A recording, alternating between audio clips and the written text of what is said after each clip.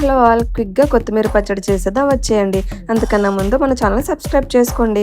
ప్యాన్లో ఆయిల్ వేసుకుని హీట్ అయ్యాక 1 స్పూన్ జీలకర్ర, 3 స్పూన్స్ గ్రౌండ్ నట్స్ వేసుకుని బాగా ఫ్రై చేసుకోవాలి. తర్వాత ఒక 10 పచ్చిమిర్చి కూడా వేసుకుని బాగా ఫ్రై చేసుకోవాలి. మిర్చి ఇంకా పల్లీలు బాగా ఫ్రై అయ్యాక మిక్సీ జార్లోకి ట్రాన్స్ఫర్ చేసుకోవాలి. అదే ప్యాన్లో 2 మీడియం సైజ్ టమాటోస్ నీట్గా వాష్ చేసుకున్న కొత్తిమీరని కూడా వేసుకొని మూత పెట్టేసుకోవాలి. కొంచెం మగ్గిపోతాయి. నెక్స్ట్ ఇవి కూడా బాగా ఫ్రై అయిన తర్వాత మిక్సీ జార్లోకి ట్రాన్స్ఫర్ చేసుకుని రుచికి సరిపడగా సాల్ట్, ఒక 5 వెల్లుల్లి రెబ్బలు కూడా వేసుకుని మిక్సీ పట్టేసుకోవాలి. అంతే, కొత్తిమీర పచ్చడి రెడీ అయిపోతుంది. టేస్ట్ అయితే చాలా కమ్మగా బాగుంటుంది.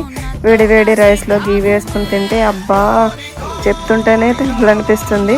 పోపు కూడా వేసుకోవచ్చు, బట్ నేను అంతసేపు తినకుండా వెయిట్ చేయలేను. అంతే ఈ video. Thank you for watching. Please subscribe.